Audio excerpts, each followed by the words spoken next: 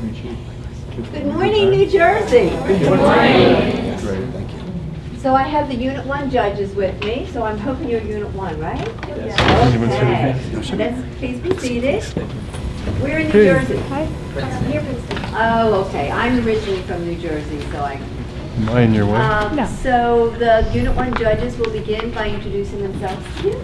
And if you could then introduce yourselves to the judges, we're really looking forward to a conversation with you. Morning. My name is Andrew Murphy. I teach political science at Rutgers. You may have heard of it. I'm Nancy Patterson. I'm a professor of social studies education at Bowling Green State University in Ohio. And my name is Christopher Riano. I teach constitutional law and government at Columbia University. So first, we'd like to thank you, the judges, for coming out here today. It's obviously a great experience that we'd love to experience, and thank you so much. My name is Albert Paulsson. I'm a senior at Windsor-Plainsboro High School North. Next year, I'll be attending the University of Maryland to study engineering and international studies. My name is Ashwari Kosreshta. I'm also a senior at High School North, and I will be taking a gap year next year, but the year after that, I will be attending the University of Miami as a computer science major. I'm Holly Besky. I'm a senior as well, and next year I'll be attending Villanova University, but I haven't decided my major yet. I'm Richika Chukuri, and I'm a junior at Westminster High School North, and I'll be in school next year. My name is Nydia Lab. I'm a senior at High School North. I'll be attending the College of William and Mary for economics and public policy. My name is Jackson Dan. I too am a senior at High School North, and I'm a private in the U.S. Army. And I'd just like to take this moment to thank our incredible teachers. They have been with us every step of the way with their wealth of constitutional knowledge and their patience in working with us. We could not have been here without them. So thank you. Okay, let's get going. We're excited. This is, of course, Unit 1. What are the philosophical and historical foundations of the American political system? We're going to be talking about question 3 today. In John Locke's second treatise of government, he asked this question. If man in the state of nature be so free as has been said, if he be absolute lord of his own person and possessions, equal to the greatest and subject to nobody, why will he part with his freedom? How did Locke answer this question? Do you agree or disagree with Locke's answers? Why or why not? Explain why both Locke and Jefferson claim that there was a natural law in a state of nature. Do you agree or disagree with their position? Explain your position. And what did Locke mean by a social contract? Why did he think it necessary, and what obligations does it place on the individual? Begin when you're ready. Thank you. In his second treatise of government, John Locke writes, "The end of law is not to abolish or restrain, but to preserve and enlarge freedom. For in all states of created beings capable of law, where there is no law, there is no freedom." Living during an era of colonialism and governmental change, John Locke understood the implications of law and liberty on civil society. He theorized that a state of nature embodies total freedom, and further argues that people agree to give up some of their freedom because a state of nature does not adequately protect any of it.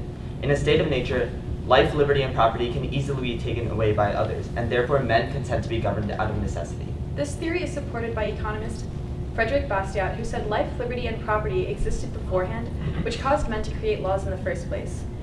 A claim further supported by the crime and violence that characterizes black markets today. Without proper regulation or law enforcement, the black markets exemplify the volatility of individual rights in the state of nature. For California, they escalated their bid for territory due to the chaos created by their natural law of vigilante violence. Here, individuals gave up some freedoms in return for protection of their natural rights of life, liberty, and property. We therefore agree with Locke's view that genuine freedom can only be accomplished when there's security in both property and individual rights, that a sense of complete freedom may best be achieved under a social contract. So in a speech to Georgetown Republicans in 1809, Thomas Jefferson stated, "The principles of which the Charter of Independence is the record were sanctioned by the laws of our being, which alone can ensure to man the enjoyment of his equal rights." For Jefferson, the foundation of the Declaration rested upon the symbiotic relationship between the theory of natural law and the consent of the governed. Both he and John Locke agreed that there was, in fact, a natural law, a higher set of truths that did not depend on the existence of any government, but could be better attained through a social contract. To Locke, the concept of natural law rested upon man's intrinsic morality. Jefferson similarly believed that the moral duties which exist between individual and an individual in the state of nature accompany them into a state of society, showing that both share the belief that human morality dictates the state of nature and legitimizes the creation of society itself. We agree with Jefferson and Locke that there are inherent human values that tend to dictate our behaviors, and so does the laws that govern our communities. Writing on ethics and utility, Jeremy Bentham asserted that only from a universal sense of morality do communities make ethical decisions. Similarly, in his essays on the laws of human nature, C.S. Lewis states that by searching for justice and fair treatment in society, we are forced to believe in a real right and wrong.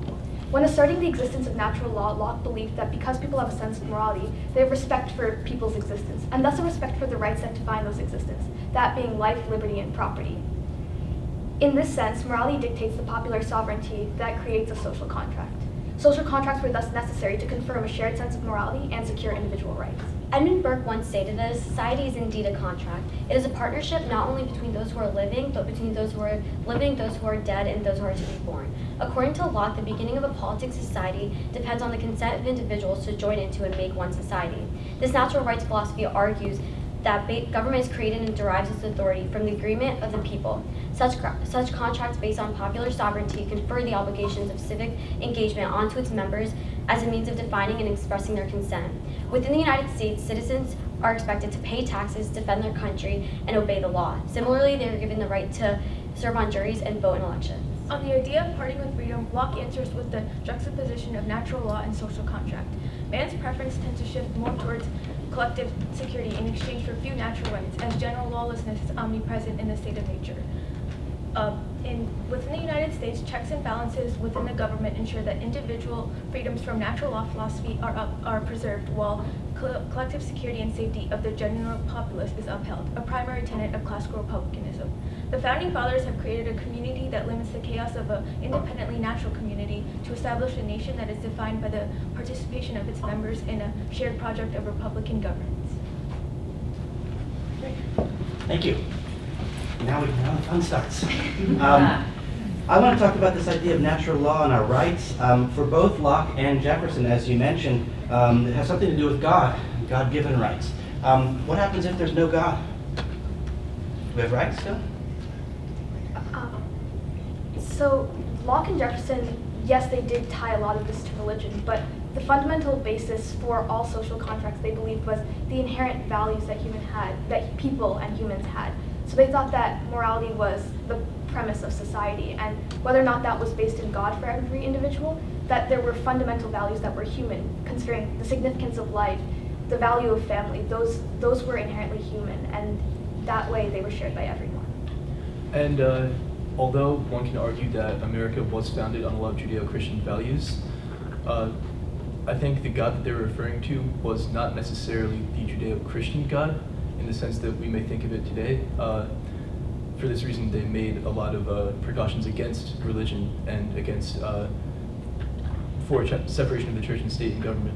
And the God they're really referring to was just the essential spirit that basically guided men and the greater human consciousness and just basically the thing that allows liberty to exist rather than a religious figure.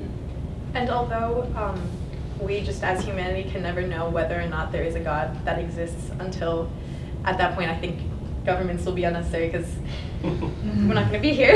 But I think that the purpose of government is to serve its people, not to serve itself. And whether or not a God really exists doesn't take away or add to the fact that the governments are there and exist to serve the people and to allow them to have their freedoms and have those protected, which is kind of why we talked about the social contract, which is what Locke was arguing for.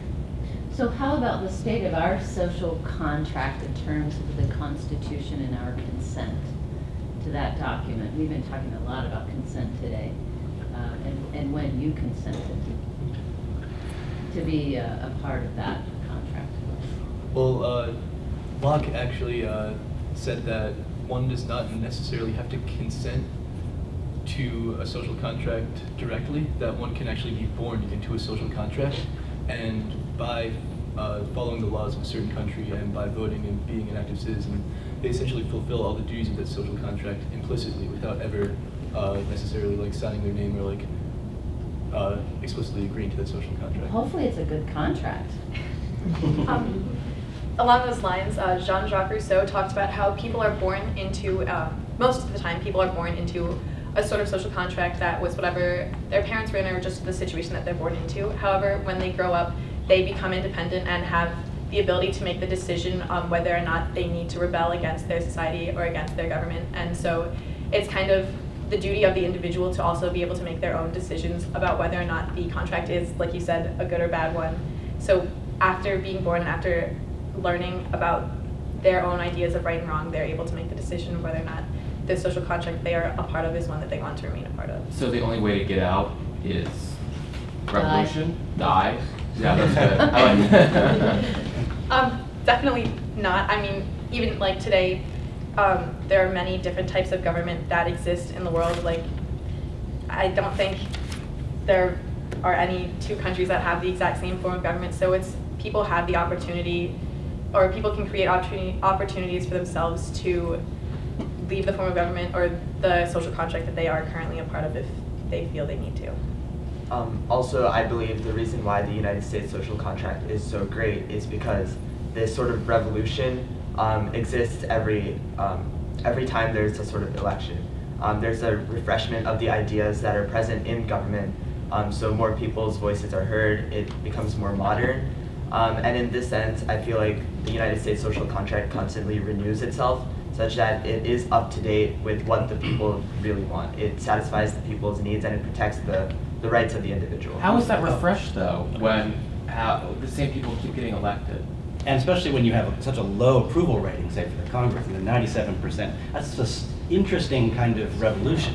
Well, going off of Advaith, because the United States is a democracy, a lot of our citizens have a voice, and they have the chance to actually have their voice heard and be heard by senators of their state, and also to like going down to like local government, like to like also like to tour schools and like communities. Right. So those are all contracts that you Yeah. have Yes. with your school, for example. Yeah. And regarding Judge Murphy's question as to why there's such a low approval rating of Congress and such a low approval rating of government, is that a lot of people don't understand that government is meant to transition between these ideas and between ruling parties slowly. The U.S. government includes separation of powers, includes all these different branches competing, and includes like 2 houses of Congress to make the transition of power between people and the transition of power between ideals slow. And people often don't want that, and therefore they'll say Congress is inefficient, but in reality it's made to be somewhat inefficient. Adding on to that, the reason that the social contract is so efficient here in the U.S. compared to other countries is that every individual has the opportunity to make their voice be heard, and like down, as my colleague said before, starting from high school, we have our own student council and going to the local level in our communities and building up to nationwide. See this?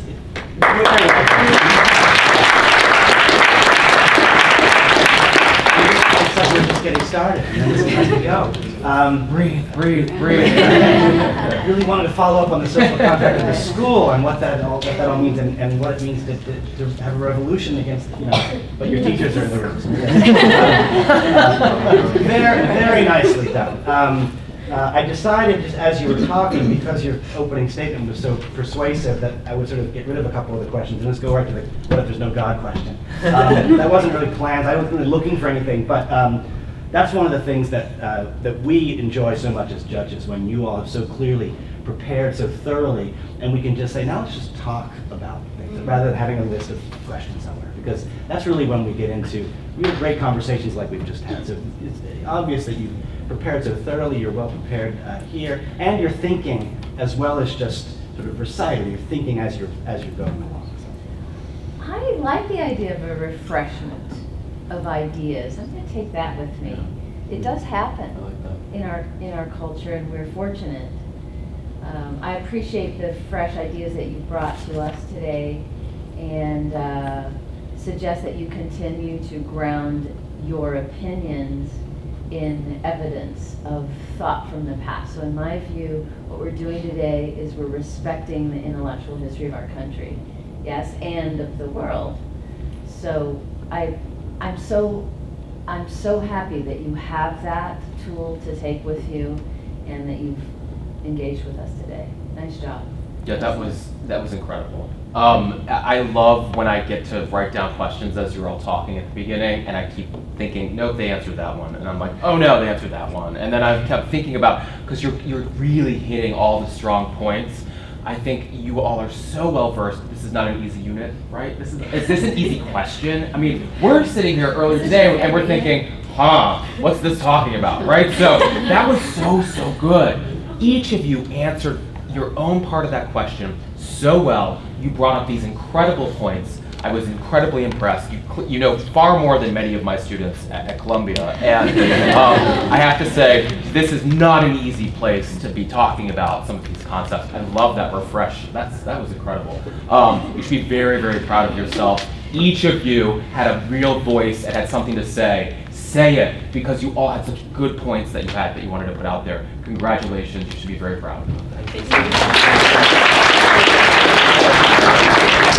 Well done. Nicely done. Thank you. Yes. Congratulations. My pleasure.